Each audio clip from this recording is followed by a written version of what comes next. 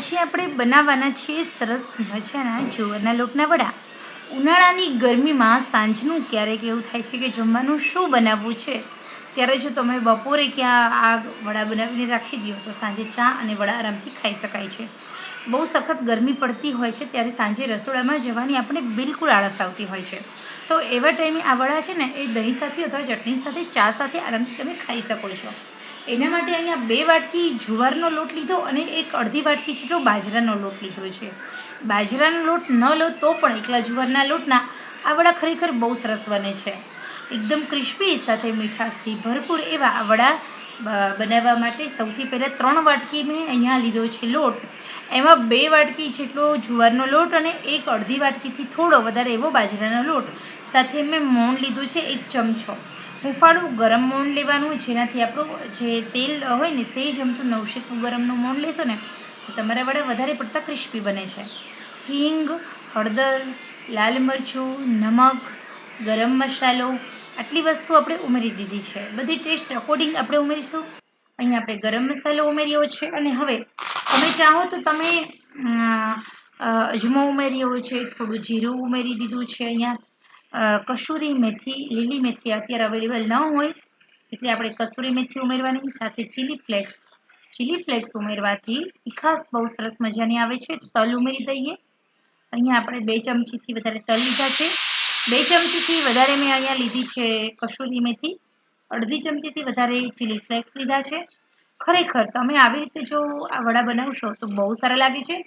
અને હા, તમે સવારે રાત્રે બનેલા વધે તો તમે સવારે નાસ્તામાં પણ ખાઈ શકો છો અને જો ફ્રીજમાં મૂકી દો તો 2 દિવસ સુધી આરામથી ગરમીમાં પણ તમે આ વડાને ખાઈ શકાય છે. હવે અહીંયા આપણે લોટ બાંધી લઈશું. થોડું થોડું પાણી ઉમેરતા જવાનું અને લોટને બાંધતા જવાનું છે.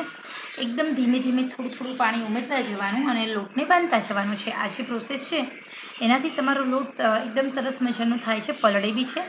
તો બસ થોડી વાર લાગશે લોટ બાંધતા, પરંતુ બહુ સરસ મજાનો ધીમે ધીમે લોટ બાંધશો તો લોટ જે ધીમે ધીમે તમે બાંધો છો તો એસે જ પાણી ઉમેરતા 2 મિનિટ વધારે થાય છે, પરંતુ જે રસોઈ બને છે રોટલી, ભાખરી, વડા એ બધું બહુ ટેસ્ટી બને છે. હવે અહીંયા આપણે વડાને આવી રીતે હું લોટને બાંધી લઉં છું. એ લોટ પરાઠા કરતાં થોડો કઠણ અને ભાખરીના લોટ કરતાં સહેજ નરમ એવો આપણે લોટને બાંધી લેવાનો છે અને આ લોટને સારી રીતે ટૂંપી લેવાનો છે. અહીંયા અમે તેલથી નથી ટૂપ્યો, તેલવાળો હાથ પણ નથી કર્યો. અહીંયા લોટ આપણો હાથે ચોંટતો નથી કારણ કે જુવારના લોટમાં ચીકાશ હોતી નથી.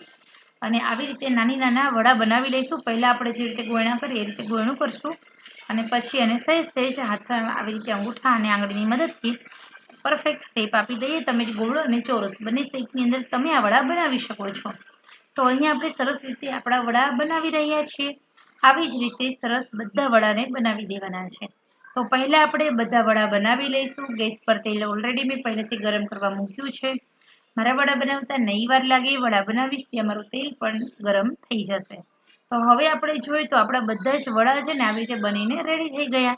તો અહીંયા જો આમાં ચીકાશ બિલકુલ નથી, પાણીનો ભાગ પણ આપણે બહુ ઓછો ઉમેર્યો છે એટલે આ વડાની અંદર તળવામાં તમને બહુ સરસ મજા આવશે.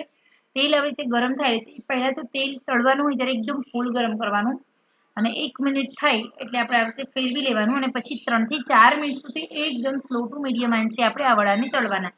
તેલમાં જ્યાં પણ જગ્યા હોય ત્યાં આપણે વડાને ઉમેરી દેવાના છે. તો બસ અહીંયા આપણે એકદમ મીડિયમ આંચે 4 મિનિટ સુધી ધીમા તાપે વડાને તળવા દઈશું, જેના કારણે અંદરથી હમણાં રિપેર કરી દઉં. તો પછી છે ને આપણે આ વડાની અંદર પાણીનો ભાગ હોય એ બળી જાય છે, જેના કારણે આ વડા અંદરથી ઢીલા પણ નથી પડતા, કાચા પણ નથી રહેતા અને ખાવામાં વધારે મજા આવે છે. તો અહીંયા આપણે 4 મિનિટ થઈ ગઈ, તમે જોઈ શકો છો. નથી વડા વધારે પડતા લાલ થયા કે નથી બળી ગયા, અંદરથી કાચા પણ નહીં હોય, બહારથી ક્રિસ્પી, અંદરથી સોફ્ટ એવા આપણા સરસ મજાના જુવારના લોટના વડા બનીને રેડી છે. તો આ વડા તમે ચા સાથે, દહીં સાથે, કોથમીર મરચાંની ચટણી સાથે આરામથી ખાઈ શકાય છે. ખરેખર આ વડા તમે પિકનિકમાં પણ બનાવીને લઈ જઈ શકો છો. એમાં પણ અત્યારે વેકેશનની અંદર તમે કદાચ સાંજે તમારે બપોરે બહાર જવાનું હોય અને ઘરે ઘણા બધા ગેસ્ટ હોય તો સાંજે તમે બપોરથી જ આ વડા બનાવીને મૂકી દો. સાંજે તમે નવરાના નવરા એકદમ ફ્રી રહેશો અને આવનાર ગેસ્ટ સાથે જે વેકેશનમાં તમારા ઘરે ગેસ્ટ આવ્યા છે એની સાથે તમે ઓલરેડી એન્જોયમેન્ટ કરી શકો છો અને બધાને મજા આવે એવું સરસ મજાનું ઘરનું વાતાવરણ હર્યું ભર્યું રહે, કોઈને ખેંચતા ન રહે. તો તો આશા રાખું છું કે આ સરસ મજાની રેસીપી વેકેશન સ્પેશિયલ તમને પસંદ આવશે. એકવાર બનાવો. બાજરાના લોટના વડા કરતાં આ જુવારના લોટના વડાની અંદર મીઠાશ વધારે હોય છે. મજા આવે ખાવાની, કંઈક અલગ ખાધાનો અહેસાસ ચોક્કસ થશે.